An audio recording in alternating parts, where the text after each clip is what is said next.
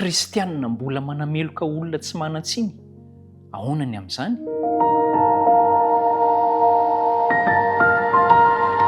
Saotra ao an'Andriamanitra ary faly tafaraka amintsika hatrany andao sika andinika ny fahamarinana araka ny fahitsiany soratra masina miaraka amin'ny fanan'Andriamanitra ao anatin'ny lohevitra momba ny fitsaranan'i Kristy.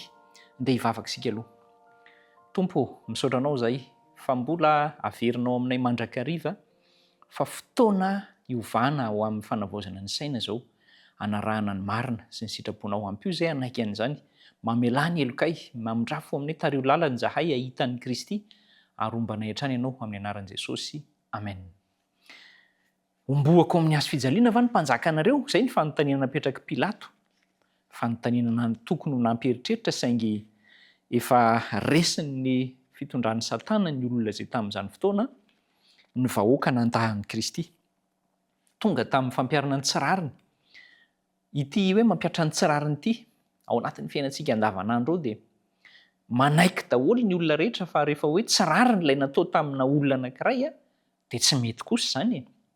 Ary na olona manahoana na olona manahoana fari-pahalalana sy fari-pibeazana ara-kolontsaina nananany dia samy manaiky hoe rehefa manamarina ny tsy meloka, manamarina ny meloka na manameloka ny marina dia tsirariny kosa izany.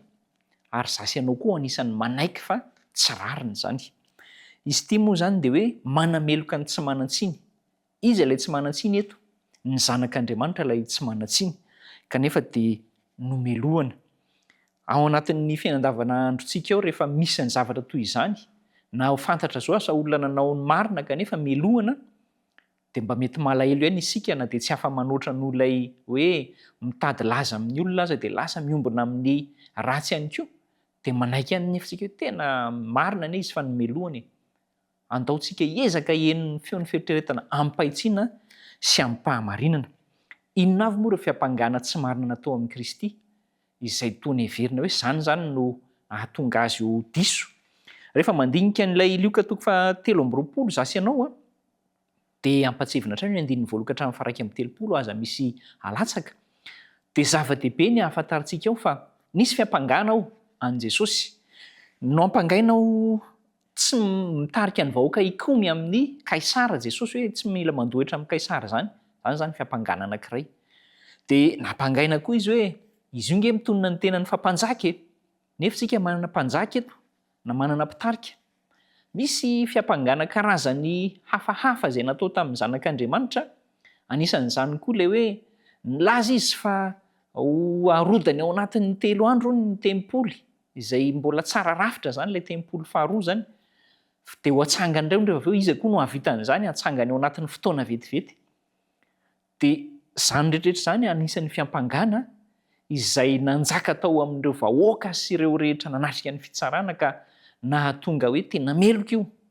Misy an'ilay fiampangana faratampony eo amin'ny fivavahana Jiosy moa dia hoe ny fanaovan'ny tenany ho Andriamanitra dia blasfémie na hoe fitenenan ratsy an'Andriamanitra.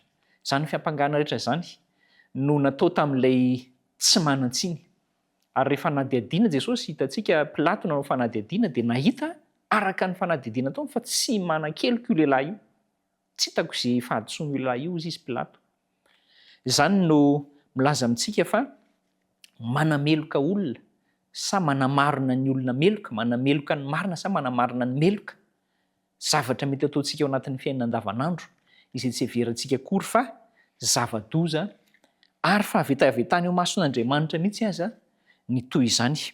Inona no lesona omen'Andriamanitra antsika arak'izany? Ny fironantsika dia heritreritra mandrakariva hoe tena reo kosa nanao an'izany tamin'izany fotoana tena tsy nisaina. Fa raha zasy ianao koa no teo amin'ny toerana dia inona fa ho nitovitovina ny fanakaikikaiky tamin'izany ihany ny fanapahan-kevitra mety ho nataontsika raha isika ny iainana izany. Fa rehefa miaina fanapahan-kevitra fa mbola hanota isika na manapa-kevitra hanao ratsy isika dia mitovy amin'io hoe manombo ny zanak'Andriamanitra io. Fanapahan-kevitra ny vahoaka hoe homboy amin'ny hazo fijaliana izy. Izany hoe ilay manameloka olona tsy manan-tsiny. Ary izay ilay kristianina mbola manameloka olona tsy manan-tsiny. Rehefa mbola misafidy ny lalan'ny fahotana izasy ianao dia manameloka an'ilay tsy manan-tsiny foana dia Kristy. Ary izay fanamelohana ataontsika izay tsy misy hafa ny tamin'ny nataon'ireo vahoaka nanolotra ny Kristy ombona tamin'ny hazo fijaliana.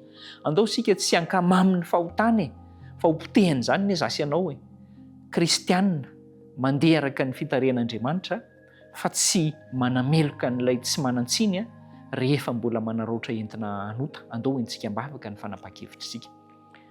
Tompo, ianao no manolotra n'izany fahazavana izany. Ampio izay ahatakatra fa ninona fahotana mbola ankamaminay dia mety hanimba ny fifandraisana tanteraka aminao ary mbola manombo ny zanak'Andriamanitra manao fitsarana tsy ara-drariny zahay. Ampio izay hiala amin'izany. Amin'ny anaran'i Jesosy no anirena hifatratra izany. Amen.